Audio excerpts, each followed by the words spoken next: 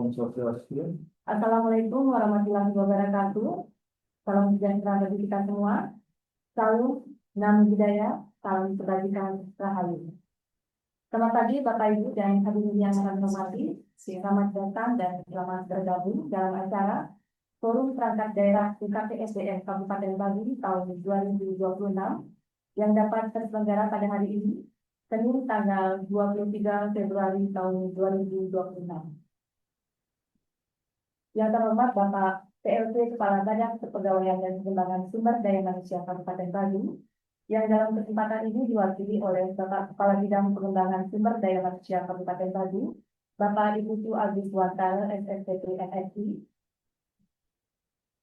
Yang kami hormati Kepala BKP SDN Provinsi Bali, Bapak Dr. Andes Iwayan Widianto, MSI. Yang kami hormati Kepala Bidang Pemerintahan Pembangunan Manusia pada Bapeda Kabupaten Bandung, Bapak Ibu Gede Sudiarto AP. Dan Bapak Ibu peserta forum yang kami hormati pula. Mengawali seluruh rangkaian acara pada hari ini, pemaparan dari Bapak PLT Kepala BKP SDN Kabupaten Bandung tentang rancangan rencana kerja BKP SDN tahun 2027. Dengan hormat kami silakan.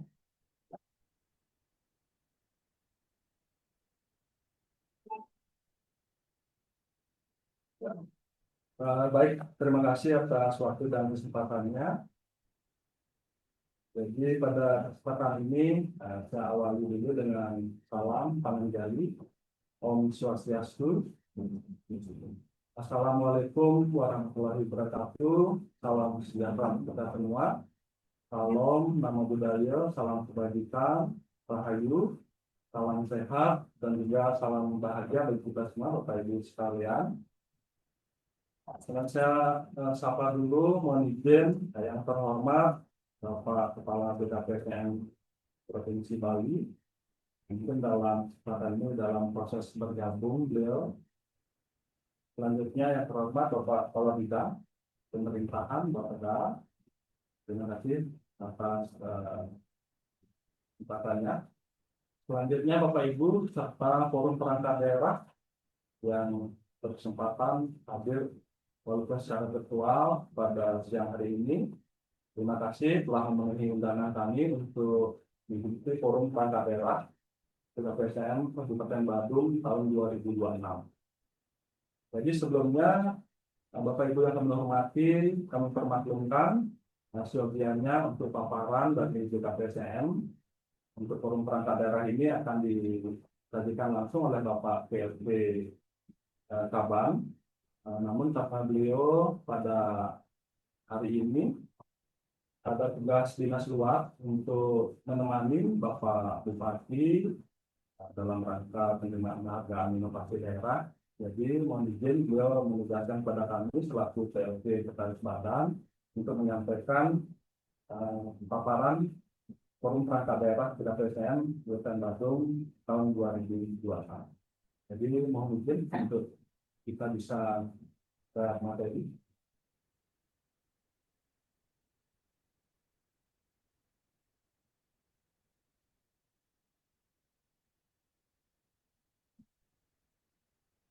Baik Bapak Ibu yang kami hormati, jadi sesuai dengan Perda Kabupaten Bandung nomor 20 tahun 2016 tentang pembentukan dan susunan kerja perangkat daerah Kabupaten Bandung, di mana ditetapkan bahwa BKPSDN merupakan struktur organisasi dengan tipe B yang melaksanakan fungsi penunjang urusan pemerintahan di bidang kepegawaian dan pendidikan dan pelatihan. Jadi sesuai dengan struktur tersebut, kita pada kesempatan ini adalah visi untuk mensukseskan visi dan misi dari pimpinan kita, Bapak Bupati dan Wakil Bupati tahun 2025-2029. Yaitu mewujudkan pariwisata Bandung yang berkualitas, berlandaskan nilai-nilai namun seperti logo Bali. Jadi dalam visi tersebut telah ditetapkan visi misi, yaitu sabda kreatif kita, di mana untuk BKPSDN kita mengampu di misi ke-6, yaitu mewujudkan tata kelola pemerintahan yang transparan, akuntabel dan profesional, berbasis kompetensi dan digitalisasi. Jadi dalam misi K6 ini, yaitu mewujudkan tata kelola pemerintah yang transparan, akuntabel dan profesional, berbasis kompetensi dan digitalisasi, terdapat 4 unsur misi. Dan kita BKPSDM ditugaskan mengampu 2 submisi, yaitu poin A dan poin B, yaitu poin A meningkatkan kompetensi ASN melalui pendidikan formal, fintech dan pelatihan, serta poin B menata penempatan jabatan birokrat berbasis kompetensi. Jadi itu yang menjadi tugas kita di BPSDM untuk mensukseskan visi dan misi Bapak Bupati dan Wakil Bupati. Dan untuk melaksanakan hal tersebut perlu juga kami sampaikan profil dari ASN Kabupaten Bandung yang berfungsi sebagai sumber daya nanti untuk mensukseskan tugas dan kegiatan tersebut. Jadi datanya dilihat per bulan Januari tahun 2026. Jadi Bapak Ibu sekalian, untuk ASN Kabupaten Bandung tahun 2026 ini kita ada total jumlahnya sebanyak 16.473 orang. Jadi dari total 16.473 orang ini terdiri dari pegawai negeri sipil sebanyak 6.167 orang, atau mencapai 37,4% dari total aparatur yang ada. Sedangkan untuk teman-teman pegawai P3K itu berjumlah 10.306 orang, atau mencapai 62,6%, hampir mencapai 67% dari total pegawai yang ada. Jadi ini kalau dilihat jumlah perbandingannya hampir 2 kali lipat itu diisi oleh teman-teman P3K. Sedangkan kalau dilihat dari jenis kelamin, ini dominan oleh kaum ibu-ibu, ini ada perempuan sebanyak 53,6% dengan jumlah 8.823 orang.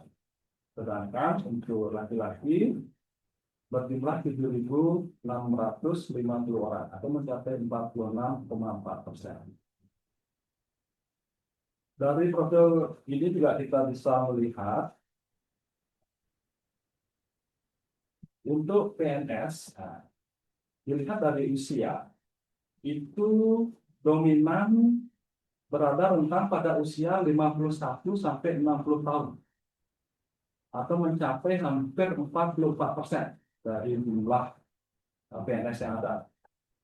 Dilanjutkan yang tentang nomor 2 ini adalah dari usia 41 sampai 50 tahun, atau 32,5%. Dan sisanya tentang di bawahnya 30 atau 40 tahun ke bawah, dan juga yang di atas 60 tahun itu hanya mencapai 0,05%. Nah, dari sini kita bisa melihat atau memprediksi bahwa untuk 5 tahun ke depan ini kemungkinan atau sudah bisa dilihat di data itu kita akan banyak mengalami pengurangan jumlah PNS hampir mencapai 2.000 orang, karena rentang usia ini 51 sampai 60 tahun itu mencapai hampir 44%. Itu.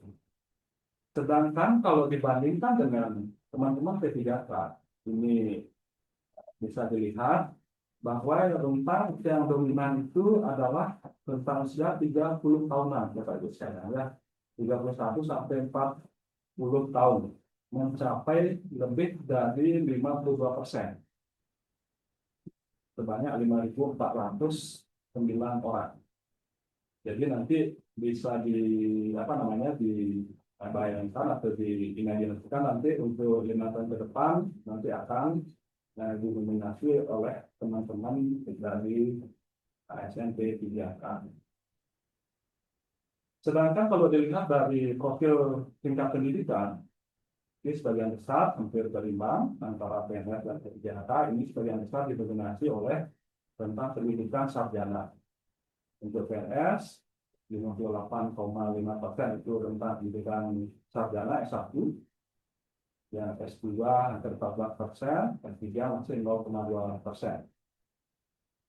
Sedangkan sisanya adalah buahnya, dan dari tingkat rentang pendidikan SMA masih mencapai hampir 15% sampai sekarang ini.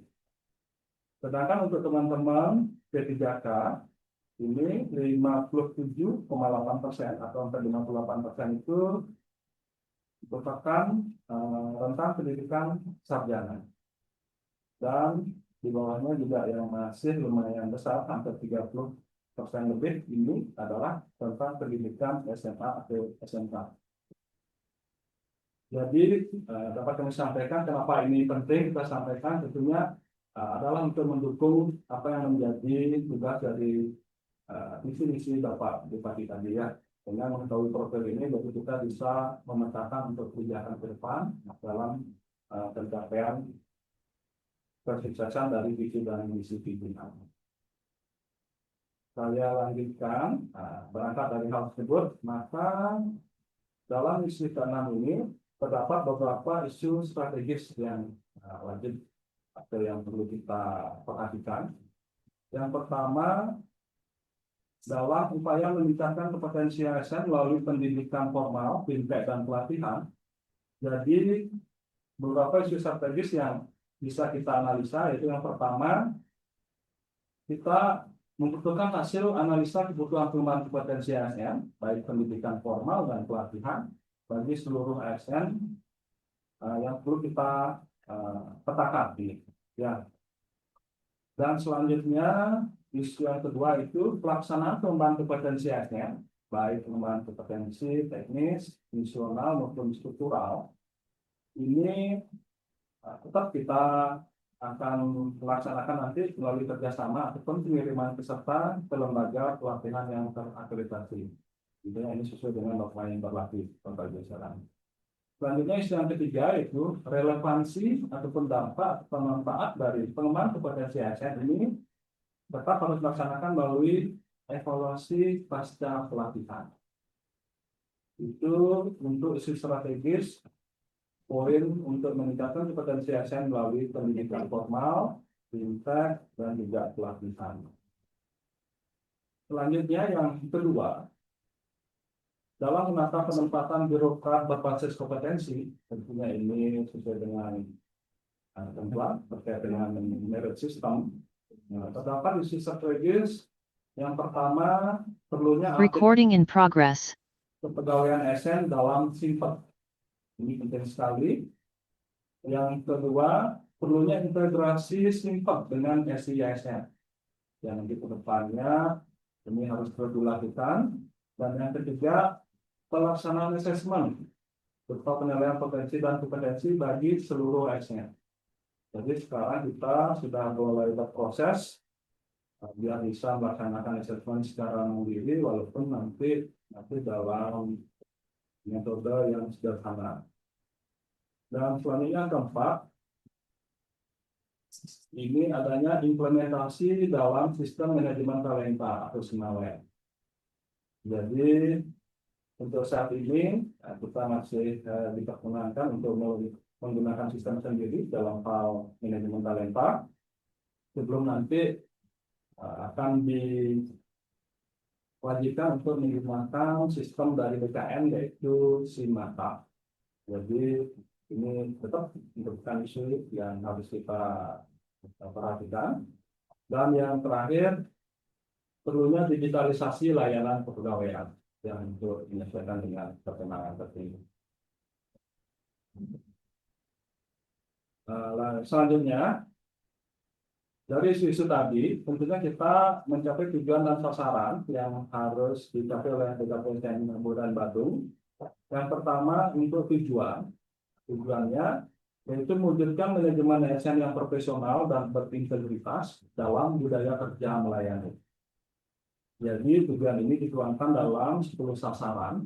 Tentunya sasaran ini berdasarkan poin-poin misi dari yang harus dicapai tadi, yaitu terkait dengan indeks profesionalitas ASN ataupun terkait dengan indeks merit system. Jadi sasaran tersebut yang pertama yaitu meningkatnya kualifikasi pendidikan formal ASN, yang kedua meningkatnya kompetensi ASN, yang ketiga meningkatnya kinerja ASN, yang keempat meningkatnya tingkat disiplin ASN. Ini merupakan 1 sampai 4 ini merupakan komponen dari indeks profesionalitas ASN. Kita lanjutkan yang kelima, meningkatnya update data kepegawaian. Yang keenam, meningkatnya pola karir ASN. Yang ketujuh, meningkatnya pemenuhan perencanaan kebutuhan ASN. Yang kedelapan, meningkatnya aspek pengadaan ASN. Yang sembilan, meningkatnya aspek perlindungan dan pelayanan ASN. Serta yang terakhir yang 10 yaitu meningkatkan akuntabilitas kinerja perangkat daerah. Ini merupakan program pendukung kinerja perangkat daerah. Dan dari tujuan dan sasaran yang dicapai ini, berapa langkah strategis yang perlu kita wujudkan, yaitu yang pertama bisa sampaikan tadi, yaitu meningkatkan nilai indeks profesionalitas ASN dari sekarang yang baru mencapai nilai tinggi, tentunya bisa nanti ke depan dicapai menjadi nilai indeks sangat tinggi, yaitu dengan mengoptimalkan nilai dimensi dari kualifikasi, kompetensi, kinerja, dan juga disiplin. Nah, walaupun ini masih dalam proses, walaupun pada saat ini BKN baru mengeluarkan semacam surat edaran bahwa kita di instansi itu tidak lagi diberikan nilai IPSN secara langsung seperti tahun-tahun sebelumnya. Ya, nanti hal ini masih coba kita koordinasikan karena sudah menjadi tujuan yang harus dicapai dalam visi misi atau dari IJMB dari pimpinan kita. Selanjutnya yang kedua, langkah strategisnya ini yaitu adalah mempertahankan dan mengoptimalkan nilai sistem merit. Jadi saat ini sistem merit kita sudah mencapai nilai yang baik, tentunya itu wajib dipertahankan dan juga nanti dari nilai tersebut bisa terus ditingkatkan. Dan yang ketiga yaitu mengimplementasikan sistem manajemen talenta atau SIMALEN dalam pengembangan karir ASN. Dan seperti kita ketahui beberapa minggu yang lalu pimpinan kita sudah melaksanakan rotasi ataupun pengisian jabatan. Tentunya ke depan dari jabatan yang belum terisi, kemungkinan besar sudah akan mengimplementasikan dari sistem manajemen talenta. Jadi saya lanjutkan. Nah, untuk hal tersebut, maka di tahun anggaran 2027 di BKPSDM, di Rancangan Kerja Perangkat Daerah BKPSDM, nah, kita mengajukan usulan dan program sebanyak kita mengambil 2 urusan, yaitu yang pertama urusan kepegawaian dan juga yang kedua urusan pendidikan dan pelatihan sebagai sesuai dengan tupoksi kita tadi. Jadi untuk urusan kepegawaian itu tertuang dalam program penunjang urusan pemerintahan daerah kabupaten kota. Sedangkan untuk urusan kepegawaian itu tertuang dalam program kepegawaian daerah. Sedangkan untuk urusan pendidikan dan pelatihan itu tertuang dalam program pengembangan sumber daya manusia.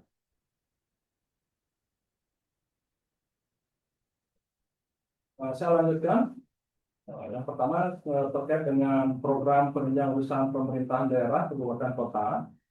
Nah, ini terdiri dari beberapa kegiatan dan subkegiatan. Itu ada 6 kegiatan dan beberapa subkegiatan. Jadi mungkin ini untuk kegiatan sudah hampir mirip dengan Bapak Ibu sekalian di perangkat daerah. Sudah saya sampaikan lagi satu persatu. Saya lanjutkan untuk program kepegawaian daerah. Dari masih masuk urusan kepegawaian, ini program kepegawaian daerah. Jadi untuk kegiatan ada sebanyak 4 kegiatan dengan 22 subkegiatan. Kita mulai yang pertama untuk kegiatan pengadaan, pemberhentian dan informasi perubahan daerah. Ini kita laksanakan dalam 5 subkegiatan, mulai dari penyusunan rencana kebutuhan, evaluasi pengadaan, koordinasi pelaksanaan administrasi pemberhentian, fasilitasi lembaga profesi ASN, dan pengelolaan sistem informasi kepegawaian. Itu merupakan sub kegiatan yang terdapat dalam kegiatan pengadaan, pemberhentian, dan informasi kepegawaian ASN. Selanjutnya, untuk kegiatan mutasi dan promosi ASN, ini terdiri dari 3 subkegiatan, yaitu pengelolaan mutasi ASN, pengelolaan kenaikan pangkat ASN, serta pengelolaan promosi ASN. Untuk kegiatan yang ketiga, yaitu kegiatan pengembangan kompetensi ASN, ini terdiri dari 6 subkegiatan. Yang pertama, pengelolaan assessment center. Yang kedua, pengelolaan administrasi diklat dan sertifikasi ASN. Yang ketiga, pengelolaan pendidikan lanjutan ASN. Ini bagian dari indeks di IPASN tadi. Yang keempat, evaluasi diklat dan sertifikasi jabatan ASN. Yang kelima, sosialisasi dan penyebaran informasi jabatan fungsional ASN dan pembinaan jabatan fungsional ASN. Itu untuk jenis kegiatan dan kegiatan ketiga. Sedangkan kegiatan yang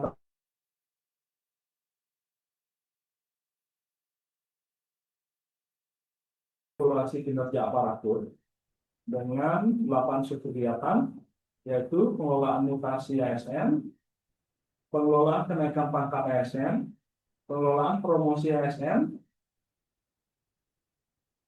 penyusunan kebijakan penilaian dan evaluasi kinerja aparatur, pelaksanaan penilaian dan evaluasi kinerja aparatur, evaluasi hasil penilaian dan evaluasi kinerja aparatur, pengelolaan pemberian penghargaan bagi pegawai yang pada saat ini sudah berproses untuk tahun 2026 untuk penilaian bagi PNS berprestasi.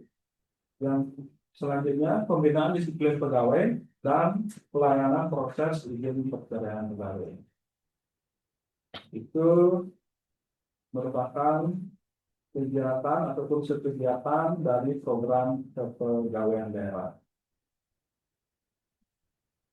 Sedangkan untuk urusan pendidikan dan pelatihan dari program pengembangan sumber daya manusia, ini terdiri dari 2 kegiatan, yaitu kegiatan pengembangan kompetensi teknis dan juga kegiatan sertifikasi kelembagaan, pengembangan kompetensi manajerial dan fungsional. Untuk kegiatan pertama, yaitu kegiatan pengembangan kompetensi teknis, ini terdiri dari 2 sub kegiatan. Ini videonya lumayan panjang, yaitu yang pertama, penyusunan kebijakan teknis dan rencana pengembangan kompetensi teknis umum, inti pilihan bagi jabatan administrasi, penyelenggaraan urusan pemerintahan konkuren, perangkat daerah penunjang, dan urusan pemerintahan umum. Nah, jadi kegiatan ini adalah untuk menjawab tadi apa yang menjadi kebutuhan dari pengembangan kompetensi teman-teman sekalian di Kabupaten Badung, dan nanti di bulan atau di akhir bulan ini sudah akan mulai dilaksanakan kegiatan untuk analisa kebutuhan pengembangan kompetensi dari ASN. Yang kedua, yaitu subkegiatan penyelenggaraan pengembangan kompetensi teknis umum, inti dan pilihan bagi jabatan administrasi penyelenggaraan urusan pemerintahan konkuren, perangkat daerah penunjang, dan urusan pemerintahan umum. Kalau yang pertama tadi adalah terkait dengan perencanaan kebutuhannya, yang kedua adalah terkait dengan penyelenggaraan pengembangan kompetensinya, khususnya pengembangan kompetensi teknis. Untuk subkegiatan dari kegiatan kedua, ini terdiri dari yang pertama pelaksanaan sertifikasi kompetensi di lingkungan pemerintah kabupaten kota.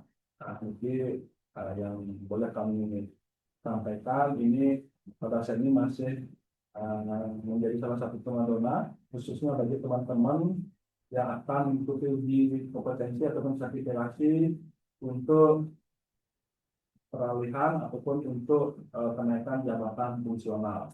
kenaikan jenjang dalam hal ini.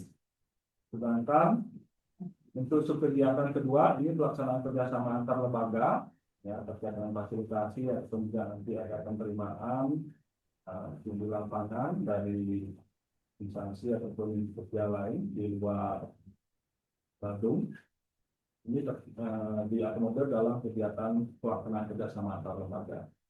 Sedangkan kegiatan yang ketiga itu penyelenggaraan pengembangan kompetensi bagi pimpinan daerah, jabatan pimpinan tinggi, jabatan fungsional, kepemimpinan dan juga prajabatan.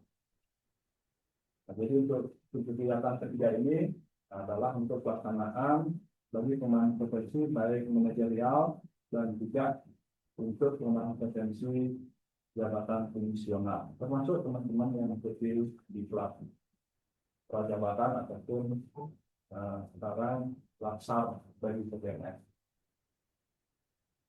Saya lanjutkan.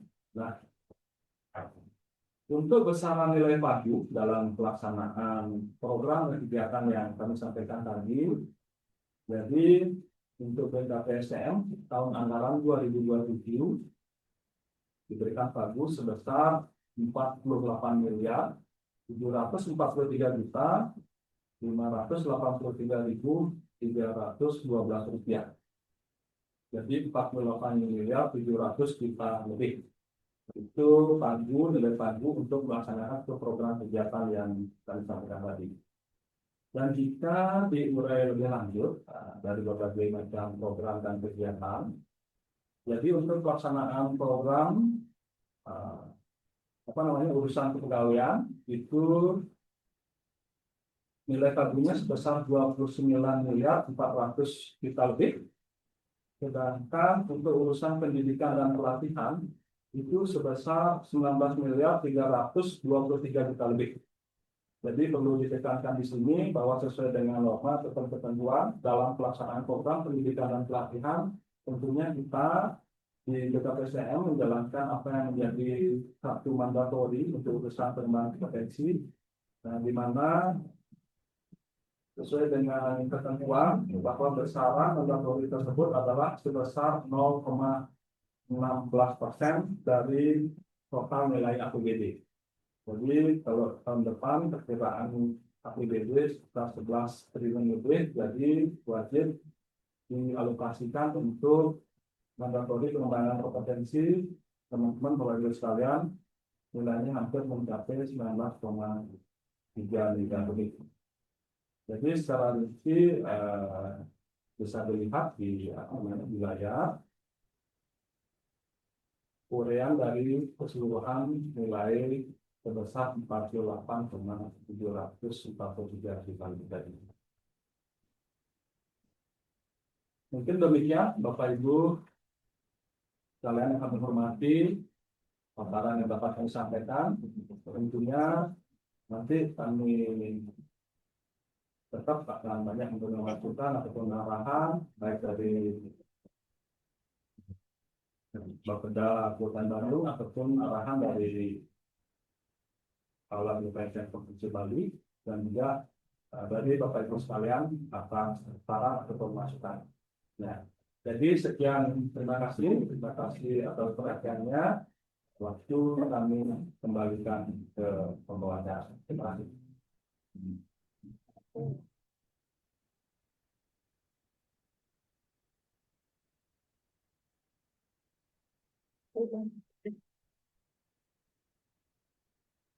Baiklah hadirin yang kami hormati, berikut ini arahan dari Kepala BKPSDM Provinsi Bali dengan hormat Bapak Dr. Andes Iwayan Widianto MSI, kami serahkan.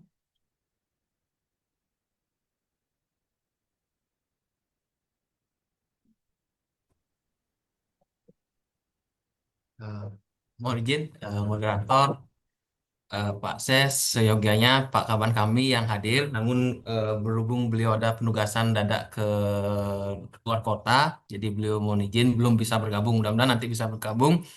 Eh, Kami mohon izin untuk menyampaikan paparan beliau, Bu Moderator.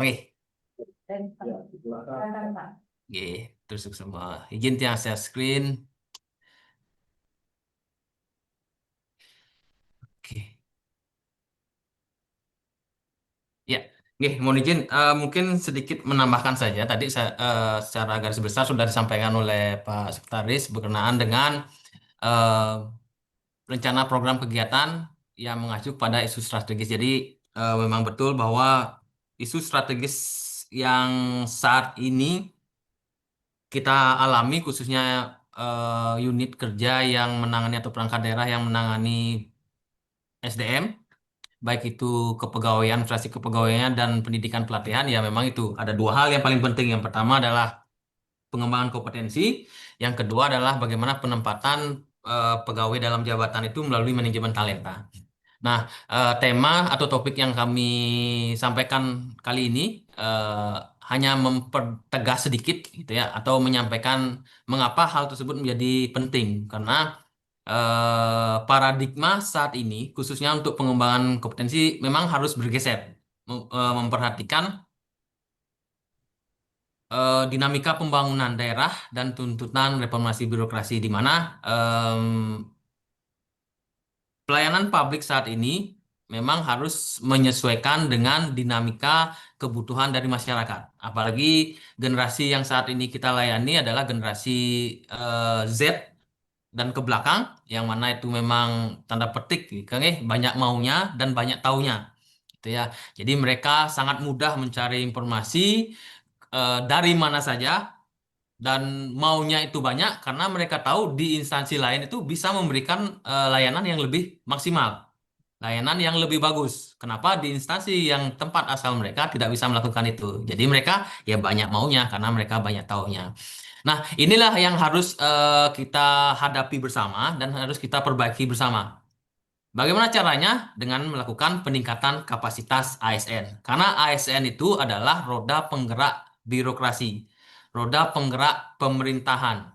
Oleh karena itu, kalau penggeraknya itu tidak kompeten, tidak kapasitas, atau tidak capable, maka seluruh sistem, seluruh alat yang ada tidak akan bisa memberikan hasil yang maksimal. Oleh karena itu, dalam rangka peningkatan kapasitas, kita harus meningkatkan pengembangan kompetensinya. Nah, dalam eh, dari segi kebijakan, pengembangan kompetensi ini menjadi satu prioritas. Kita lihat di Permendagri, setiap tahun Permendagri tentang pedoman penyusunan APBD selalu diamanatkan bahwa setiap instansi, khususnya untuk pemerintah kabupaten, wajib menganggarkan 0,16% anggaran untuk pendidikan dan pelatihan. Kalau Badung selalu, setiap tahun saya mengikuti, selalu diberikan 0,16%-nya. Kalau daerah lain mungkin termasuk kami di provinsi belum pernah terpenuhi. Namun anggaran itu harus dimanfaatkan dengan baik, gitu ya, Bapak Ibu. Jadi seperti tadi disampaikan, di isu itu ada dua hal penting. Yang pertama adalah pengembangan, yang kedua adalah penempatan. Jadi inti dari manajemen ASN itu hanya dua saja. Bagaimana pengembangan karirnya, bagaimana pengembangan kompetensinya. Harus berjalan seiring. Kalau dulu pengembangan kompetensi itu mindsetnya hanya sebatas hukuman saja. Jadi siapa yang males atau siapa yang sering ngerecokin di kantor, dikirimlah untuk ikutin pelatihan supaya tidak mengganggu di kantor. Tidak pernah mendapatkan hak pengembangan karir. Ada yang PNS yang terus karirnya berkembang tapi tidak pernah mengikuti pelatihan. Nah, sekarang tidak boleh seperti itu. Bagaimana manajemen talenta ini? Manajemen talenta itu ada 4 siklus. Yang pertama itu adalah akuisisi. Akuisisi itu adalah pencarian talenta, mulai dari perencanaan sampai assessment, sampai ditemukanlah talenta itu. Kemudian yang kedua adalah penempatan talenta. Ketika memang sudah waktunya itu adalah tempatnya kosong, orangnya ada siap, langsung ditempatkan. Tapi kalau orangnya sudah siap, tapi tempatnya tidak kosong, maka aspek yang ketiga harus dilakukan, yaitu retensi. Dipelihara talentanya. Dengan cara apa? Pengembangan kompetensi. Atau pemberian tugas-tugas yang lebih menantang. Jadi supaya talenta yang sudah dimiliki itu tetap terjaga. Gitu. Yang keempat adalah evaluasi. Nah, inilah 4 siklus ini yang paling berperan penting sebenarnya adalah Bangkom itu, pengembangan kompetensi. Kalau penempatan itu gampang. Tempatnya sudah ada, langsung tempatkan. Tapi kalau tempatnya belum ada, orang yang sudah siap, sembari menunggu supaya tidak talentanya menurun karena kecewa, frustasi dan sebagainya, kok tidak naik-naik, kok tidak dipromosikan dan sebagainya, maka harus diretensi. Dengan cara apa? Pemberian tugas tambahan yang lebih supaya talentanya tetap terpakai dan pemberian bangkom. Bangkom itu tidak hanya belajar, tapi magang, belajar di tempat lain itu merupakan pengembangan kompetensi juga. Oleh karena itu, bagaimana hubungan manajemen talenta ini dan poin penting dalam pengembangan kompetensi itu hal yang utama harus dilakukan. Saya kira ini tidak perlu saya sampaikan. Saya kira pasti sudah sering dipaparkan oleh atau disosialisasikan oleh BKPSDM Kabupaten Badung. Nah, ini yang paling penting. Kenapa kita harus merubah mindset kita, terutama khususnya rekan-rekan yang melaksanakan urusan ini, pengembangan atau pendidikan pelatihan dalam hal ini adalah BKPSDM. Karena saat ini era disruption 4.0 bahkan sekarang sudah seharusnya 5.0, perubahan itu sangat cepat sekali sehingga tidak hanya perubahan lingkungan saja, perubahan aturan pun sangat cepat. Oleh karena itu, ya memang harus selalu menyesuaikan.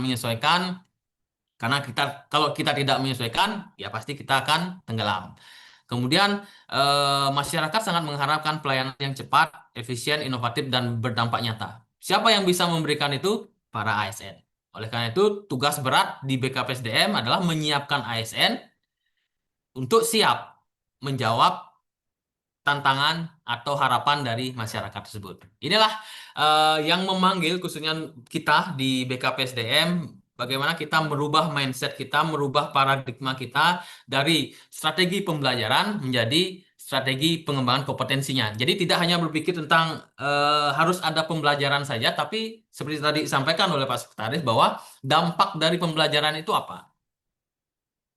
Bermanfaat nggak pembelajaran itu atau pelatihan yang dilakukan? Karena eh, kalau Bapak Ibu mendengar istilah ROI, Return of Investment, kalau LAN menyebutnya itu ROTI, Return of Training Investment. Jadi uang yang besar yang dilakukan atau digunakan untuk pengembangan kompetensi itu memberikan dampak seberapa besar. Jangan sampai uang yang dikasih itu hanya untuk formalitas agar dilakukan untuk pengembangan kompetensi saja. Outputnya hanya sertifikat saja. Tidak seperti itu. Seperti tadi disampaikan, bagaimana pasca dampak atau dampak pelatihan itu seperti apa. Itu yang harus dihitung dengan real. Uangnya keluar berapa, dampaknya itu seberapa. Ada hitung-hitungannya. Kami di provinsi sedang menyusun itu secara sederhana. Setiap pelatihan kepemimpinan yang dilaksanakan di BKPSDM Provinsi Bali, kami selalu meminta peserta itu menghitung manfaat dari aksi perubahannya. Efisiensi anggaran itu seberapa ketika mereka melakukan perubahan itu. Jadi hitung-hitungannya kita lihat dari sana bagaimana uang yang kita keluarkan untuk mengirim peserta itu mengikuti pelatihan memberikan dampak efisiensi anggaran berapa. Sederhananya seperti itu. Tantangan pengembangan kompetensi daerah yang pertama, orientasi Bangkom atau pengembangan kompetensi itu hanya fokus pada output kegiatan saja. Jadi jumlah sertifikat yang dikeluarkan, berapa orang yang mendapat manfaat dari anggaran pengembangan kompetensi itu, dan sebagainya. Hanya sebatas itu saja. Berapa orang yang sudah terpenuhi 20 JP-nya, hanya sebatas itu saja sekarang, saat ini. Itu jadi lebih ke kuantitasnya. Belum berbicara tentang kualitas. Karena apa? Karena keterbatasan, keterkaitan antara hasil pelatihan dengan kinerja individu dan organisasi. Apa yang mengakibatkan itu terjadi? Karena pelatihan yang dilakukan atau pengembangan kompetensi yang dilakukan tidak berdasarkan kebutuhan individu dan kebutuhan organisasi. Kebutuhan individu dan kebutuhan organisasi itu diperoleh dari analisa kesenjangan antara harapan kinerja dengan kinerja yang terlaksana oleh pegawai tersebut atau kesenjangan antara kompetensi yang dimiliki oleh pegawai tersebut dengan harapan kompetensi sesuai dengan standar kompetensi jabatan. Nah ini kalau pemerintah Kabupaten Badung selalu melakukan analisa kebutuhan pengembangan kompetensi. Jadi dari sanalah keluar hasilnya. Memang investasi untuk SDM ini sangat besar sekali. Untuk menyusun AKPK itu perlu anggaran besar. Dan tidak selesai di AKPK saja. Perlu diimplementasikan AKPK itu. melalui pelatihan-pelatihan. Anggaran untuk pelatihan, biaya pelatihan itu besar sekali. Oleh karena itu, diwajibkanlah minimal 0,16 untuk pemerintah kabupaten untuk anggaran pengembangan kompetensinya. Jadi sekarang tinggal dianalisa yang mana sih yang memang menjadi skala prioritas di tahun 2027 bagi peningkatan kinerja individu di ASN di pemerintah Kabupaten Badung, yang ujungnya adalah peningkatan kinerja organisasi dalam mendukung atau mencapai visi misi pemerintah Kabupaten Badung. Kemudian maknanya, jadi dengan perubahan paradigma tersebut, yang mana awalnya hanya berfokus pada kuantitas saja, berfokus pada pokoknya semua pegawai itu harus mengikuti pengembangan kompetensi karena amanat undang-undang itu adalah wajib, maka sekarang paradigmanya harus dirubah. Mereka wajib mengikuti dengan standar kualitas yang sudah ditetapkan oleh instansi. Dalam hal ini adalah BKPSDM. Jadi BKPSDM wajib menyusun analisa kebutuhan pengembangan kompetensinya sesuai dengan kebutuhan organisasi. Kemudian ASN tidak boleh juga mengikuti asal keinginannya sendiri. Kalau memang organisasinya tidak membutuhkan, ya tidak boleh. Misalkan untuk kuliah, jangan sampai semua kuliah di Sospol. Padahal organisasi itu membutuhkan akuntan, sarjana akuntansi, sarjana ekonomi, atau sarjana hukum. Jangan sampai pegawai itu karena ingin mudah, ingin cepat lulus, yang diketahui hanya Sospol saja, mengikuti itu, dan BKPSDM mengizinkan. Tidak seperti itu. Jadi AKPK yang sudah disusun oleh BKPSDM, nah itulah menjadi dasar dalam pemberian izin tugas belajar, rekomendasi tugas belajar, atau bahkan mengikuti pengembangan kompetensi. Jadi arah ke depan seperti itu. Saya kira Badung sudah menuju ke sana dan sudah dilakukan seperti itu. Ini saya kira tidak perlu. Ini jadi prinsip pengembangan kompetensi nanti ketika anggaran itu sudah disiapkan, jadi harus berdasarkan kebutuhan. Jadi tidak lagi asal ikut saja, yang pegawai yang ditunjuk jangan sampai itu saja, tapi memang orang sesuai dengan kebutuhannya, sesuai dengan kebutuhan individunya, sesuai dengan kebutuhan organisasinya.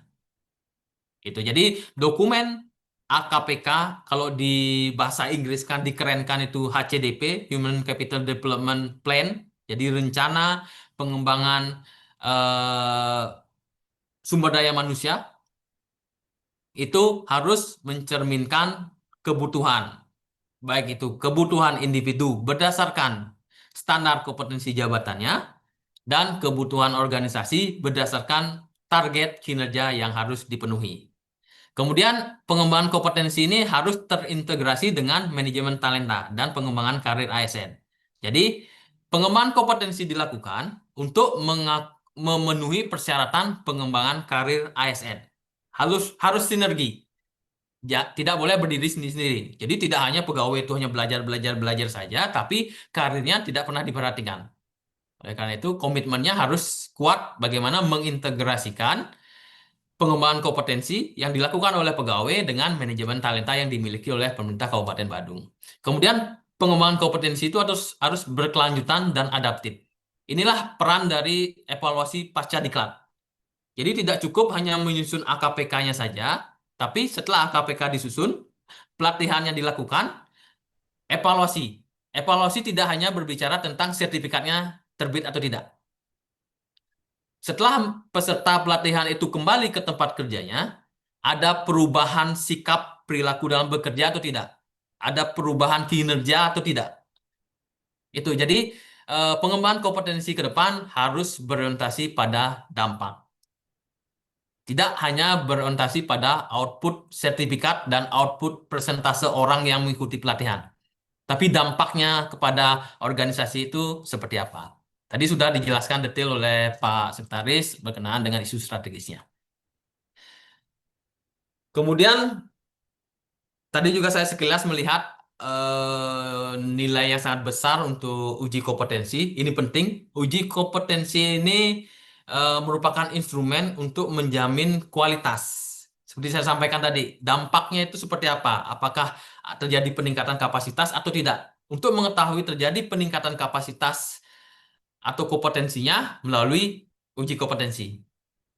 Jadi mereka belajar dulu, kemudian dipraktekkan, baru diuji kompetensinya. Benar nggak sesuai? Kalau tidak sesuai, berarti ada yang salah. Entah individunya salah, tidak mampu menyerap pengetahuan, atau kurikulum yang disusun itu tidak tepat atau tidak menjawab isu yang dihadapi oleh organisasi. Sehingga ketika diuji, karena uji kompetensi itu kan berdasarkan standar kompetensi jabatan dalam organisasi. Jadi sudah disusun dengan baik di bagian organisasi, tinggal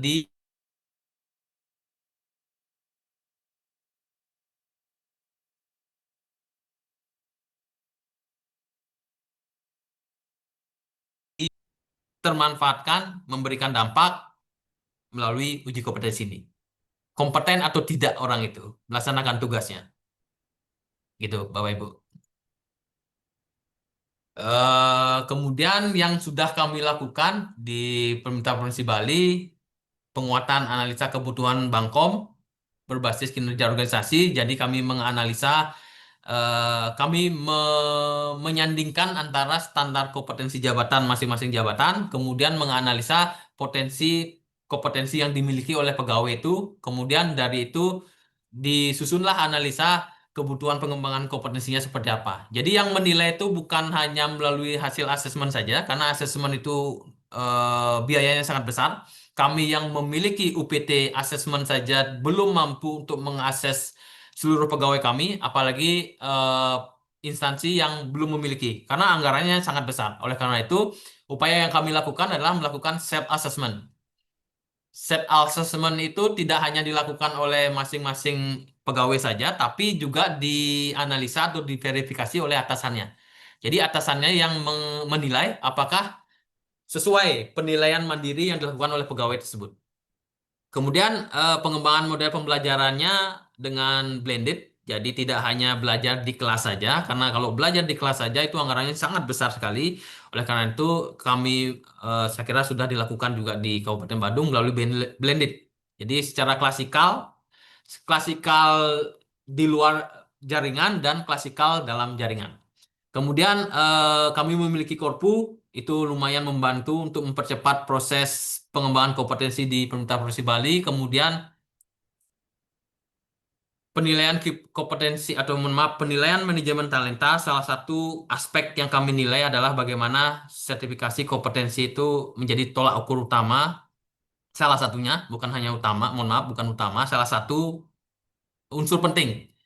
Karena kompetensi diakui ketika sudah tersertifikasi. Ini serangkaian program yang sudah kami lakukan, saya kira sama, manajerial, webinar, kemudian mengintegrasikan,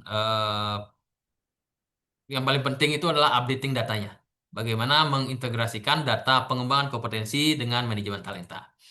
Kemudian harapan kita, jadi bersama-sama tentu kami BKPSDM Provinsi Bali tidak bisa berdiri sendiri, kemudian BKPSDM Kabupaten Badung pun tidak bisa melaksanakan ini sendiri. Tentu ada kerjasama, kolaborasi yang memang kita bisa lakukan bersama untuk mewujudkan Bangkom ASN itu yang relevan dan berdampak. Kemudian ujung-ujungnya adalah meningkatnya kualitas kepemimpinan, kinerja ASN, dan pelayanan publik, di mana Bangkom itu sebagai pengungkit transformasi birokrasi dan pembangunan daerah. Sebagai penutup, mungkin karena di awal kita berbicara tentang perubahan paradigma, kita pun di akhir harus berbicara tentang perubahan paradigma juga. Jadi kalau dulu human resource, jadi sumber daya manusia, jadi ASN itu adalah sumber daya manusia, namanya sumber daya, jadi dipakai terus, ketika habis ya udah selesai. Tapi sekarang tidak, human capital, modal. Jadi SDM itu atau ASN itu adalah modal. Yang namanya modal harus tetap dipelihara. Harus dihitung semua, berapa uang habis untuk membiayai ASN ini, manfaatnya sebesar apa. Gitu. Jadi paradigmanya sekarang berubah. Jadi tidak sebagai resource lagi, tidak sebagai sumber daya lagi, tapi sebagai capital. human capital. Tidak lagi berbicara tentang human resource gitu. Jadi paradigma kita harus berubah. Jadi kita harus bersama-sama bagaimana kompetensi dan karakter itu menjadi penggerak birokrasi di pemerintah Kabupaten Badung. Saya kira itu sedikit yang dapat kami sampaikan. Tadi sudah detail disampaikan oleh Pak Sekretaris. Saya hanya menambahkan sedikit, memberikan penekanan kenapa hal-hal tersebut menjadi penting. Saya kira itu, Ibu Moderator. Terima kasih. Saya akhiri dengan Pranama Santi. Om Santi Santi Santi. Om. Terima kasih Bapak Sekretaris BKPSDM Provinsi Bali atas arahannya. Dan berikut ini acara akan dilanjutkan dengan pengarahan dari Bapak Kepala Bidang Pemerintahan Pembangunan Manusia pada Bapeda Kabupaten Badung. Kepada Bapak Ibu Dirjen Sugiarto Abdul, kami silakan. Baik, terima kasih atas waktu dan kesempatan yang diberikan kepada kami. Yang terhormat Bapak Kepala BKPSDM Provinsi Bali atau yang mewakili, yang terhormat Inspektur Kabupaten Badung atau yang mewakili, yang terhormat Kepala BPKAD Kabupaten Badung atau yang mewakili, yang terhormat PLT Kepala BKPSDM Kabupaten Badung atau yang mewakili, yang kami hormati para pejabat struktural dan fungsional perencana pada BKPSDM Kabupaten Badung, serta seluruh peserta forum perangkat daerah, lintas perangkat daerah yang kami hormati pula. Om Swastiastu. Assalamualaikum warahmatullahi wabarakatuh. Salam sejahtera buat kita semua. Salam, namo buddhaya, salam kebajikan. Rahayu, rahayu. Pertama-tama kami ucapkan terima kasih kepada Bapak PLT Kepala BKPSDM Kabupaten Badung, dalam hal ini diwakili oleh PLT Sekretaris yang telah melaksanakan forum perangkat daerah pada hari ini 23 Februari 2027. Bapak Ibu hadirin yang kami hormati, sesuai dengan Peraturan Menteri Dalam Negeri Nomor 86 Tahun 2017 mengamanatkan agar seluruh perangkat daerah melaksanakan forum perangkat daerah ataupun lintas perangkat daerah sebagai wadah untuk penampungan dan penjaringan aspirasi masyarakat serta sebagai wahana antar pihak-pihak yang langsung ataupun tidak langsung mendapatkan manfaat atau dampak dari program dan kegiatan perangkat daerah sebagaimana perwujudan pendekatan partisipasi perencanaan pembangunan daerah. Adapun tujuan dari pelaksanaan forum perangkat daerah antara lain yang pertama menyelaraskan program perangkat daerah dengan RPJMD dan RKPD. Selanjutnya yang kedua menyelaraskan program dan kegiatan hasil musrenbang RKPD kabupaten di kecamatan. Yang ketiga, mempertajam indikator serta target kinerja program dan kegiatan perangkat daerah sesuai dengan tugas dan fungsi perangkat daerah. Yang keempat, menyelaraskan program dan kegiatan antar perangkat daerah dalam rangka optimalisasi pencapaian sasaran sesuai dengan kewenangan dan sinergitas pelaksanaan prioritas pembangunan daerah. Yang kelima, menyesuaikan pendanaan program dan kegiatan prioritas berdasarkan pagu indikatif untuk masing-masing perangkat daerah. Nah, berkenaan dengan hal tersebut, mungkin ada beberapa hal yang perlu kami tekankan. Tadi sudah disampaikan bahwa harus mengacu pada sasaran RPJMD dan tema pembangunan daerah Kabupaten Badung, yaitu Perencanaan Pembangunan Daerah tahun 2027 berfokus pada pencapaian sasaran-sasaran dengan target-target indikator kinerja utama tahun kedua RPJMD semesta berencana tahun 2025-2029 serta tema pembangunan daerah tahun 2027 yaitu akselerasi pembangunan infrastruktur wilayah yang inklusif dan berkelanjutan untuk mendukung pariwisata Badung yang berkualitas dan investasi yang berdaya saing. Selanjutnya yang kedua, program kegiatan agar disesuaikan dengan prioritas pembangunan sesuai dengan misi Kabupaten Badung atau Sabta Kriya Adi Cipta. Yang selanjutnya, pendekatan kewenangan pemerintah daerah. Yang selanjutnya, penentuan skala prioritas susulan kegiatan dengan pendekatan kesediaan pagu tahun 2027 dengan berpijak pada pagu APBD tahun 2026. Yang selanjutnya, peningkatan sumber daya aparatur minimal 0,16% agar mengakomodir perangkat daerah yang mengajukan peningkatan sumber daya aparatur yang belum sama sekali tersentuh. Tadi sudah sempat disampaikan bahwa untuk peningkatan sumber daya aparatur sudah mencapai angka 0,16 dari hitung-hitungan kami. Untuk APBD 2027 berdasarkan perhitungan untuk pendapatan dirancang seberas 9,5 triliun dan belanja dipasang 12 triliun sehingga anggaran untuk peningkatan kualitas aparatur sebesar 19,2 miliar. tadi sudah disampaikan oleh Pak Staris bahwa untuk peningkatan aparatur di angka 19,3 miliar.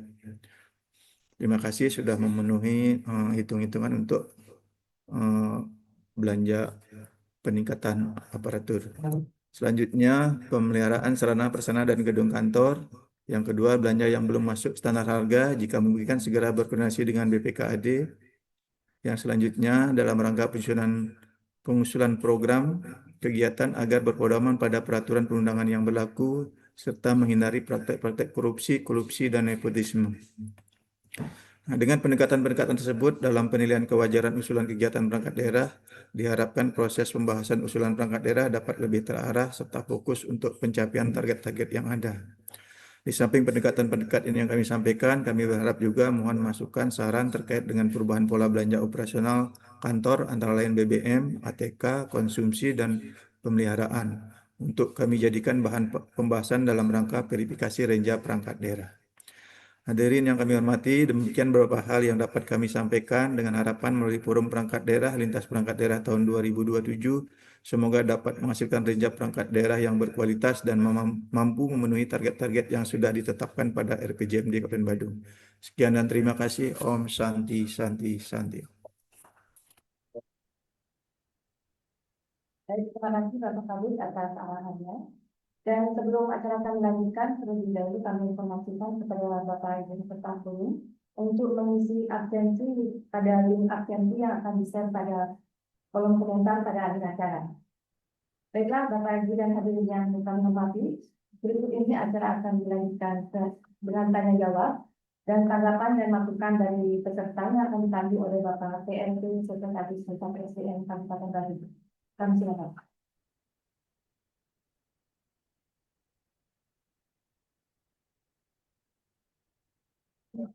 Baik, terima kasih kembali disampaikan pada pembuat acara.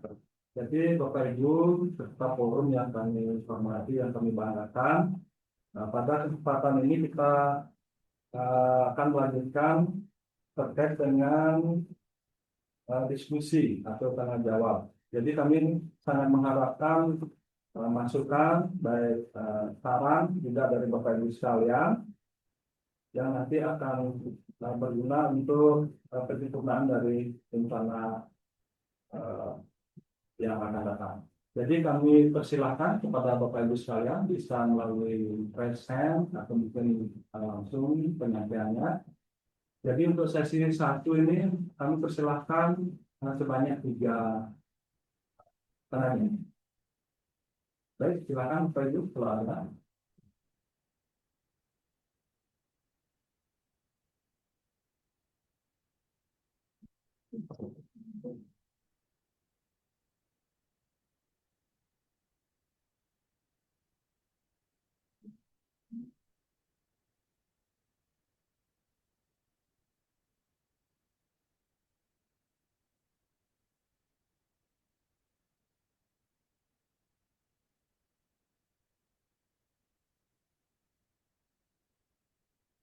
Jadi belum ada yang raise hand ataupun menyampaikan saran ataupun masukan.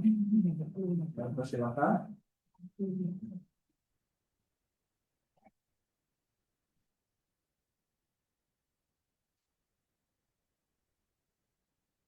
Itu mungkin udah jelas ya tadi. Ada.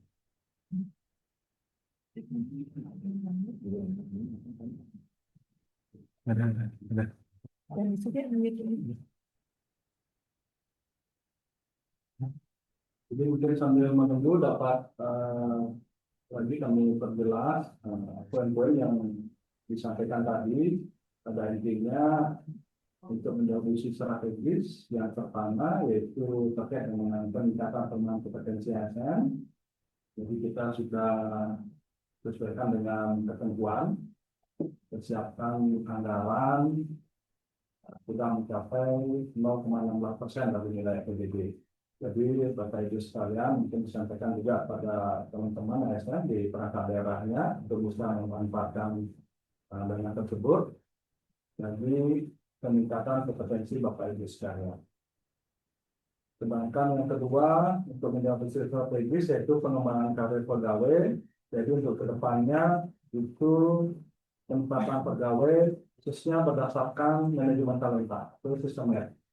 Ya, jadi oh ya, sudah ada? Dicet.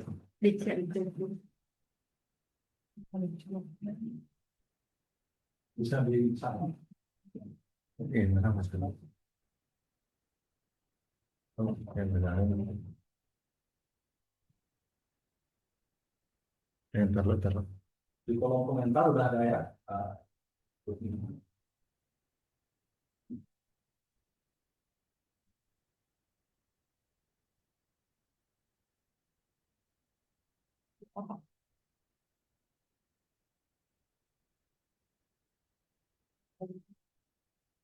Ya.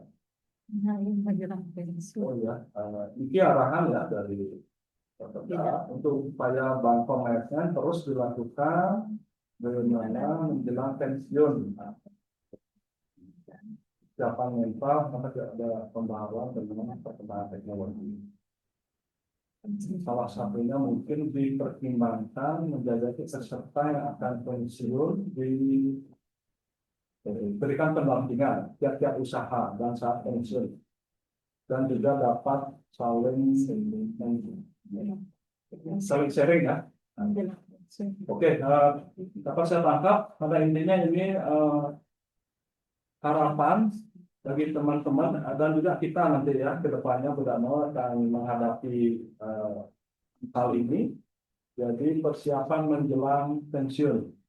Oke, sambil menunggu mungkin dapat kami sampaikan. Nanti tadi mohon maaf kami juga lupa menyampaikan kalau kita ditemani oleh seluruh bidang dan termasuk PT pada forum siang hari ini. Kalau seandainya ada tambahan secara detail nanti secara teknis mungkin teman-teman kami akan membantu.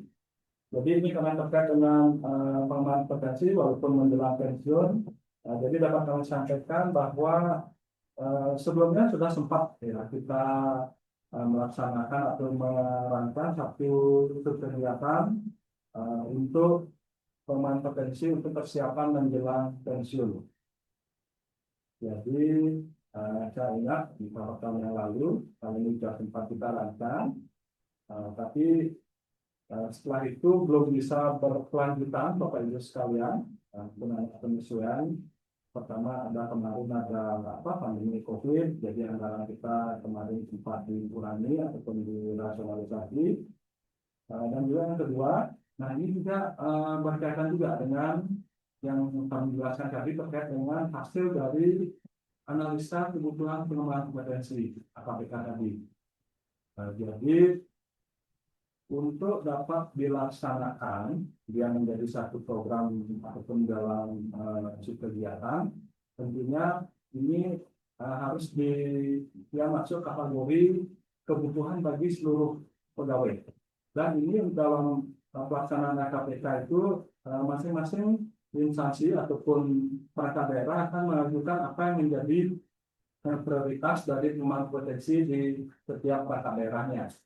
Dan nanti kami cek datanya, kemungkinan ini ada pengembangan potensi bagi teman-teman persiapan pensiun dia belum masuk prioritas 10 besar yang sebelum-sebelumnya Bapak Ibu sekalian.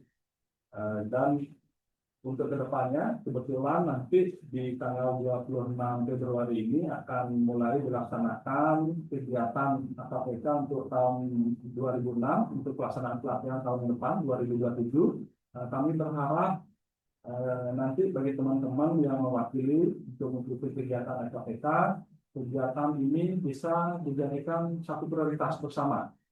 Sehingga kami di BKPSDM akan tentunya memprioritaskan ini untuk dilaksanakan pada tahun-tahun yang akan datang. Gitu.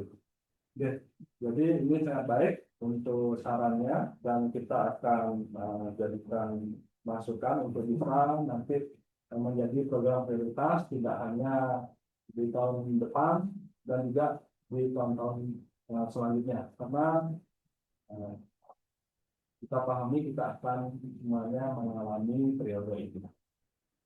Ya, mungkin demikian penjelasan dari kami terkait dengan saran untuk pelaksanaan pelatihan menjelang pensiun bagi ASN. Ya. Mungkin ada lagi? Mohon izin, Pak Oh ya, Sekretaris, ya. mohon izin menyampaikan sedikit mungkin terkait dengan penempatan pegawai.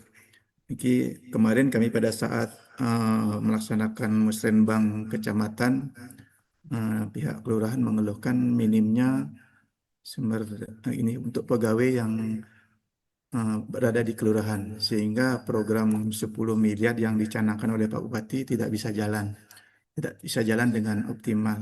Kami berharap nanti terkait dengan penempatan agar di kelurahan itu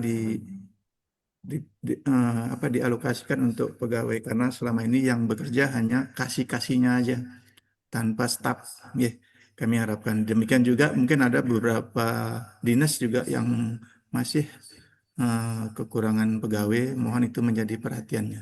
Mungkin itu yang dapat kami sampaikan. Terima kasih.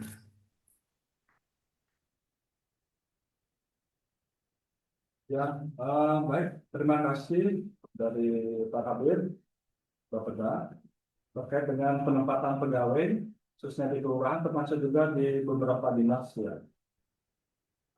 Ini dapat kami sampaikan kalau dilihat atau di flashback tadi, sudah kita lihat profil pegawai di MK Bandung, ya. Khususnya PNS, memang intinya kita priorisasi termasuk kategori berat. Ya, karena dari 6.100 sekian pegawai tadi, itu sebagian besar usianya hampir 50% tadi saya sampaikan itu sudah mulai memasuki atau menjelang masa pensiun, Bapak Ibu sekalian. Jadi di luar itu sebagian besar juga hampir 3.000 lebih itu adalah mereka masuk dalam jabatan guru dan tenaga kesehatan. Jadi memang ini satu fenomena yang perlu disikapi. Dan juga di satu sisi, kemarin ada penambahan ASN, bisa teman-teman P3K, regulasinya sampai sekarang mereka masih belum diperbolehkan untuk dimutasi. Ya, jadi di mana diangkat atau dilakukan kontrak kerja, di sanalah mereka wajib untuk melaksanakan tugasnya. Jadi belum bisa dimutasi ke luar perangkat daerah. Jadi mungkin di satu sisi kondisi realitas sekarang, di satu sisi ada perangkat daerah yang berlebih atau cukup, dan di sisi lain yang besar ada yang kurang karena memang belum bisa dilaksanakan mutasi. Mudah-mudahan ke depan dalam hal ini bisa nanti untuk keluar aturan baru yang bisa mengakomodir hal tersebut. Tapi untuk antisipasi, mungkin nanti ini adalah sebagai perencanaan, mungkin nanti bisa menjelaskan secara teknis. Jadi kami mungkin dari BKPSM sudah juga mengirimkan surat ataupun belangko ya terkait dengan rencana kebutuhan SDM aparatur untuk 5 tahun ke depan. Tentunya itu benar-benar harus dimanfaatkan untuk bisa diisi ajar ABK-nya, termasuk formasi berapa dibutuhkan, sehingga kita nanti ke depannya kalau seandainya ada bukaan untuk perekrutan ASN baik PNS ataupun P3K, kita bisa segera mengisinya. Formasinya harus siap dulu. Nah, mungkin penjelasan saya seperti itu. Ada tambahan mungkin dari Bu Kabir, kami silakan terkait dengan kurangnya pegawai khususnya PNS. Terima kasih atas pertanyaannya. Mungkin Pak Sekretariat untuk menentukan kebijakan itu terkait dengan kekurangan pengisian ASN di pemerintah kemarin. Memang sejauh ini sesuai dengan data yang saat ini diterima, kekurangan di seluruh PDI merata. Ya, wilayah sekali kebutuhan yang harus kita penuhi khususnya untuk formasi PNS atau PNS ya. Dan juga yang fungsional itu masih banyak yang perlu kita isi. Akan tetapi sebelum kita mengajukan usulan itu, yang perlu kami tekankan ke seluruh OPD kiranya adalah kuatnya perencanaan kebutuhan di tingkat OPD dan kepajalatan. Jadi perhitungan kebutuhan atas jabatan itu harus kita lakukan secara benar, secara maksimal, yang akan bermuara pada munculnya kebutuhan itu di peta jabatan. Kemarin, seperti sudah disampaikan Pak DLT tadi juga bahwa kami sudah meminta data ke seluruh perangkat daerah untuk penyusunan kebutuhan ASN 5 tahun ke depan. Ini pun dalam rangka kami memetakan besarnya kebutuhan yang nanti kira-kira akan bisa dipenuhi dari mekanisme seleksi pengadaan ASN. Jadi sampai saat ini masih ada beberapa OPD yang belum mengirimkan data kepada kami. Ini mudah-mudahan dalam waktu dekat seluruhnya sudah tertanggal itu sehingga kita bisa memiliki profil ASN di Tulungagung seperti apa dan kebutuhannya 5 tahun ke depan seperti apa. Untuk informasi bagi Bapak Ibu di OPD bahwa kebutuhan ini untuk tahun 2026 masih belum kami terima informasinya. Yang kami tahu saat ini pemerintah sedang berupaya untuk memetakan atau menyusun profil ASN, di mana Menpan sudah menjadikan juga Kabupaten Badung sebagai salah satu pilot project untuk penyusunan profil ini. Apakah penyusunan profil ini merupakan dasar bagi pemerintah pusat untuk mencari informasi apakah memang masih diperlukan rekrutmen ASN ini dan dalam jenis kebutuhan apa saja, jabatannya, lokasinya, dan lain sebagainya. Jadi setelah ini mungkin akan muncul kebutuhan kebijakan dari pemerintah pusat untuk rekrutmen ASN khususnya CPNS, apakah akan ada atau tidak tahun ini. Jadi kami belum tahu sampai dengan saat ini apakah rekrutmen CPNS tahun ini ada atau tidak. Jadi fokus pemerintah saat ini masih memetakan profilnya, profil ASN gitu. Jadi yang kami mohonkan kepada OPD saat ini mohon dikuatkan perhitungan kebutuhannya dalam jenisnya, jabatan apa, jumlahnya berapa. Masukkan di peta jabatan, selanjutnya apabila kita sudah siap dengan hal itu, apabila ada rencana rekrutmen oleh pemerintah, kita sudah siap dengan mengantisipasi kebutuhan itu. Demikian mungkin strategi yang bisa disampaikan untuk semua.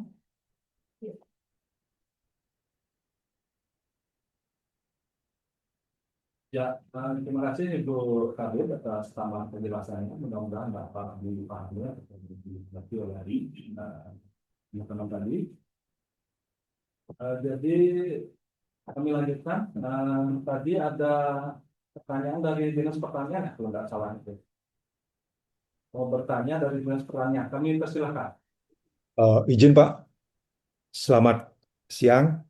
Bisa didengar? Mohon izin. Ya, jelas Pak, silakan. Oke. Yang terhormat Bapak PLT Kaban, yang terhormat Bapak narasumber dari BKPSDM Provinsi Bali.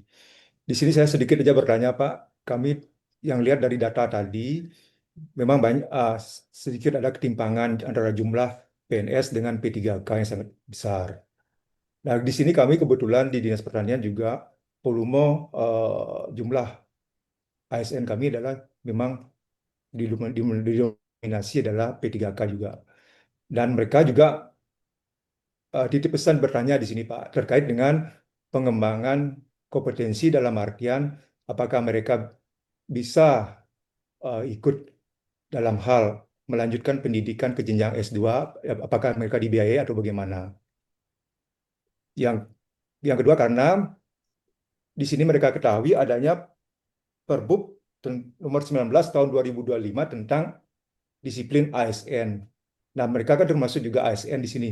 Sehingga itulah mereka berkeinginan bertanya seperti itu untuk pengembangan karir mereka ke depan. Dan yang kedua, kami juga perlu juga mendapatkan informasi apakah ada semacam monitoring atau sidak tentang kedisiplinan pegawai, Pak.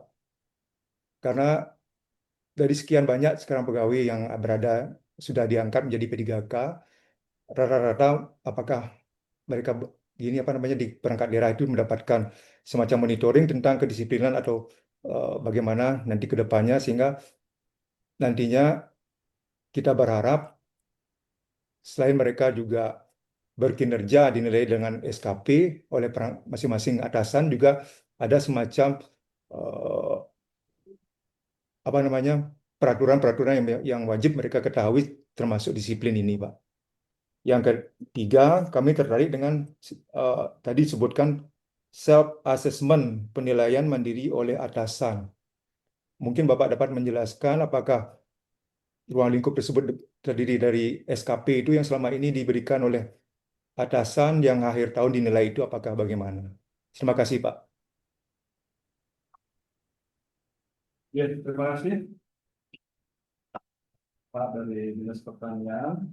Jadi pada intinya ada 3 hal yang ingin dipertegas ini. Yang pertama terkait dengan pengembangan kompetensi bagi teman-teman P3K, khususnya untuk melanjutkan pendidikan seperti apa. Yang kedua terkait dengan monitoring monitoring untuk disiplin teman-teman P3K, dan juga yang terakhir tadi terkait dengan self assessment. Itu yang saya tangkap. Saya lanjut mungkin memberi penjelasan untuk jalan yang pertama terkait dengan pengembangan kompetensi bagi teman-teman ASN khususnya P3K. Jadi dapat kami sampaikan sejak ditetapkannya undang-undang ASN tadi, undang-undang 20 tahun 2023 tentang aparatur sipil negara. Memang di sana kalau kita baca itu untuk perbedaan antara hak dan kewajiban antara PNS dan P3K itu sudah boleh dikatakan minim ya, hampir tidak ada sedikit. Termasuk hak dan kewajiban untuk pengembangan kompetensi Bapak Ibu sekalian. Jadi kalau di undang-undang sebelumnya untuk pengembangan kompetensi itu memang itu merupakan atau dianggap sebagai satu hak. Kalau hak itu boleh diambil, boleh tidak, di dalam lainnya. Tapi di undang-undang atau di regulasi yang terbaru ini, pengembangan kompetensi itu merupakan hak dan juga kewajiban. Nah, itu yang dari penekanan dari undang-undang ASN yang baru. Dan untuk pelaksanaannya ini yang masih menjadi kendala Bapak Ibu sekalian, khususnya untuk turunan dari undang-undang ini. Jadi untuk bisa dilaksanakan hal tersebut, tentunya kita menunggu ataupun berpedoman pada PP manajemen ASN. Dan kita ketahui hampir 2 tahun setelah ditetapkan sampai dengan saat ini PP tersebut masih belum disahkan. Jadi karena belum disahkan, tentunya kita masih berlaku pada ketentuan atau peraturan pemerintah yang sebelumnya. Dalam hal ini PP 17 ya tahun 11 tahun 2017 tentang manajemen PNS, dan juga PP 49 tahun 2018 tentang manajemen P3K. Jadi di sana khusus untuk pengembangan kompetensi teman-teman P3K, PP yang masih berlaku itu masih dibatasi oleh Pak Anies, Bapak Ibu sekalian. Jadi maksimal melaksanakan pengembangan kompetensi sebanyak 24 JP dalam setahun, maksimal 24 JP waktu 1 tahun. Jadi itu kan bentuk pengembangan kompetensinya adalah dalam bentuk pelatihan. Karena di Undang-Undang 3 untuk pengembangan kompetensi itu di samping pelatihan itu adalah untuk pengembangan atau peningkatan pendidikan formal. Jadi untuk teman-teman P3K, jadi untuk melaksanakan pengembangan kompetensi melalui jalur pendidikan formal itu menurut PP yang masih berlaku ini masih belum diberikan uang bagi sekalian. Nah, cuman untuk karena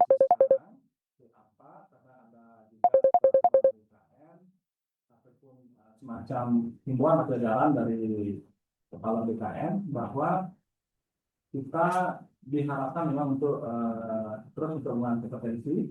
Jadi bagi teman-teman P3K khususnya yang ingin melanjutkan pendidikan ke tingkat yang lebih tinggi itu dipersilakan. Cuma itu bersifat pribadi Bapak Ibu sekalian. Jadi mereka tidak perlu mengajukan tugas belajar ataupun izin belajar. Silakan diatur bagaimana mereka mengatur diri untuk bisa melanjutkan atau meningkatkan pendidikan formalnya. Dan nanti kalau seandainya sudah selesai terutama nanti dari BKN, tentunya ini tetap keputusan BKN akan bisa memfasilitasi untuk pencantuman gelar. Jadi pencantuman gelar ini tentunya untuk saat ini belum berpengaruh pada apa namanya untuk karir atau jabatan yang bersangkutan. Hanya bisa ditentukan gelarnya. Begitu. Ini bagian dari profiling ASN juga yang disampaikan oleh Dr. tadi. Demikian untuk penjelasan untuk pengembangan potensi bagi teman-teman P3K. Ini mudah-mudahan dapat dipahami. Selanjutnya terkait dengan disiplin disiplin ASN sesuai P3K. Ini setahu saya ini sudah banyak ya dilaksanakan apa namanya sidang disiplin ataupun terkait dengan disiplin pelanggaran disiplin yang dilaksanakan oleh teman-teman di P3K, dan banyak juga dikeluarkan surat keputusan ya untuk pemberhentian yang bersangkutan. Jadi kembali lagi ini sesuai dengan apa namanya ketentuan, tentunya monitoring pengawasan ini tetap berjenjang ya kepada usianya. Jadi yang pertama atasan langsungnya, nanti pembinaan baik itu disiplin ringan, sedang, nanti baru berlanjut ke disiplin ataupun disiplin kabupaten. Dan mengenai adanya monitoring, ini kita terkait juga dengan sistem absensi kita. Jadi banyak juga yang sudah menyampaikan kalau ada misalkan di sistem atensinya teman-teman banyak yang bolong, yang tidak hadir dan sudah memenuhi kriteria untuk diberikan sanksi disiplin, itu cuma dilaporkan ke BKPSDM. Seperti itu. Nah, kalau nanti mungkin ada tambahan dari dan yang ketiga itu self assessment. Nanti kalau disampaikan tadi termasuk SKP, ya itu secara langsung setiap tahun itu wajib dan bahkan bisa dilaksanakan setiap triwulan ataupun setiap bulan bagi sekalian. Jadi untuk saat ini untuk penilaian kinerja itu tidak harus menunggu waktu catatan selesai. Jadi kalau ada perubahan baik itu mengenai target ataupun hasil kerja yang harus disesuaikan, ini bisa dilaksanakan setiap tahun ini, setiap bulan ataupun setiap triwulan. Dan juga nanti ke depannya juga dalam pengembangan karir ini juga akan dilaksanakan penilaian 360. Tapi secara detail akan dijelaskan mungkin ditambahkan oleh Kabit Mutasi. Nah, kalau bisa secara umum demikian, mungkin ada tambahan dari Pak Kabit Mutasi terkait dengan disiplin tadi dan juga self-assessment. Sudah cukup? Mungkin demikian penjelasan kami, mudah-mudahan bisa diterima Bapak Ibu sekalian. Terusnya dari Bapak pertanyaan tadi kan? Terima kasih Pak, cukup jelas. Ya. Okay. Mungkin ada lagi, sudah 3 pertanyaan tadi ya. Masuk sesi 2, kalau ada lagi kami persilakan.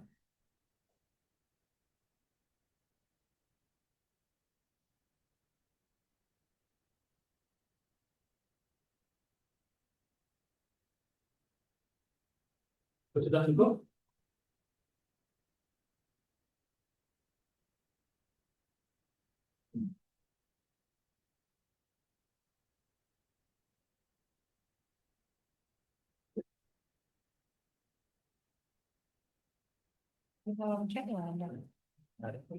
Sudah cukup ya?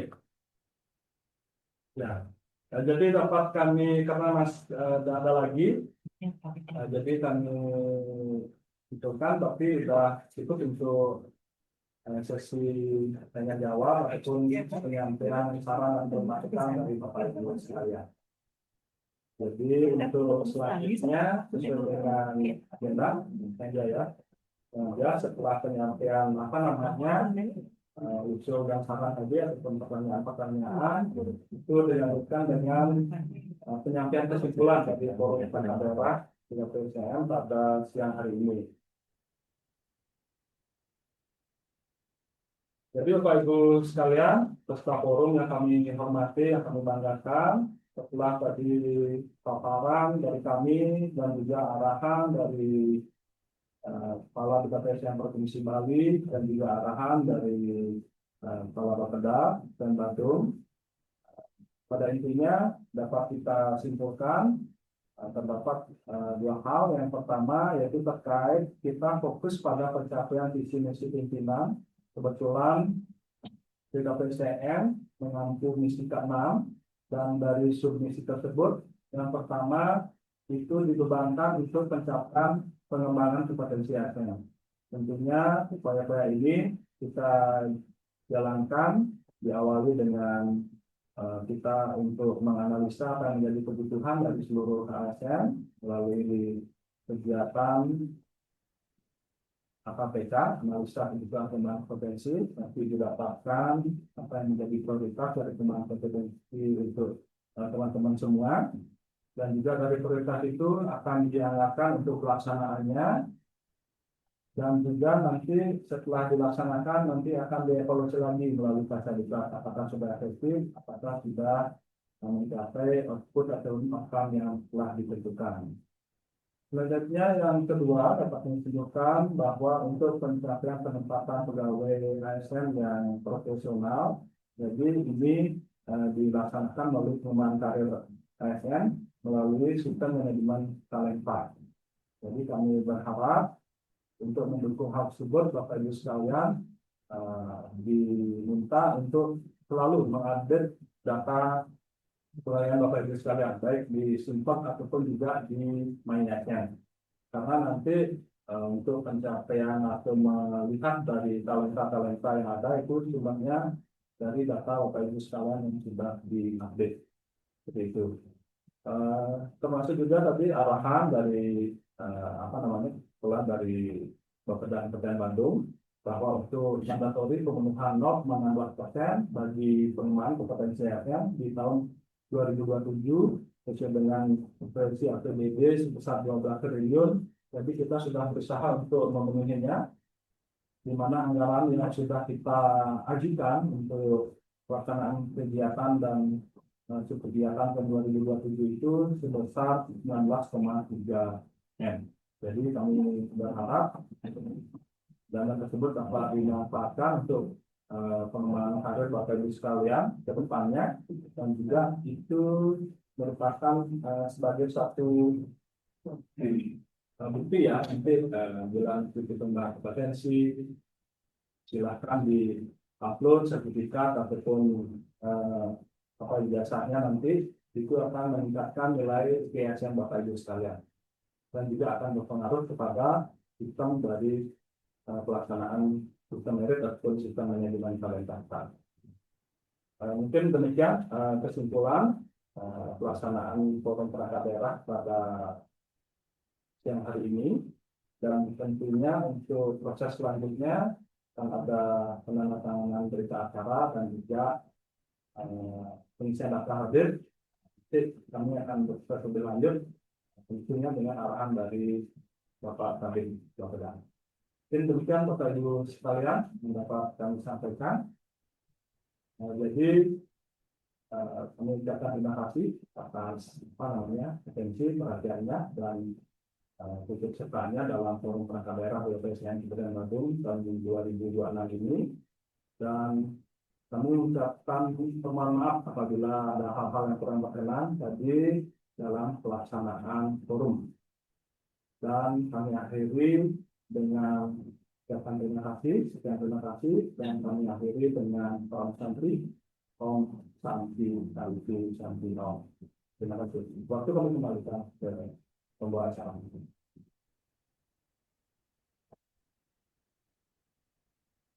Baik, terima kasih Bapak Ibu peserta forum. Sebelum kami akhiri, kami akan kembali untuk mengisi absensi pada link yang sudah di-share pada kolom komentar. Baiklah Bapak Ibu dan hadirin yang kami hormati, demikianlah acara forum perangkat daerah Kabupaten Badung tahun 2026. Akhirnya pembawa acara mengucapkan terima kasih dan mohon maaf apabila selama acara berlangsung ada hal-hal yang kurang berkenan. Sekian dan selamat siang.